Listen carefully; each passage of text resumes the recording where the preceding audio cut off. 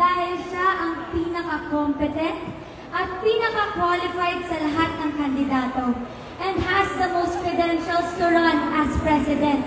Hindi pa nga siya presidente, grabe na yung tulong at alaga niya sa ating lahat. Hindi niya kaya pinabayaan ngayong pandemya.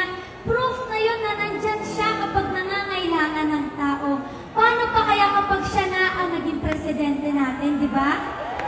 At naniniwala ako na tayong Pilipino, we deserve accountability at alam kong mabibigay niya sa atin yon.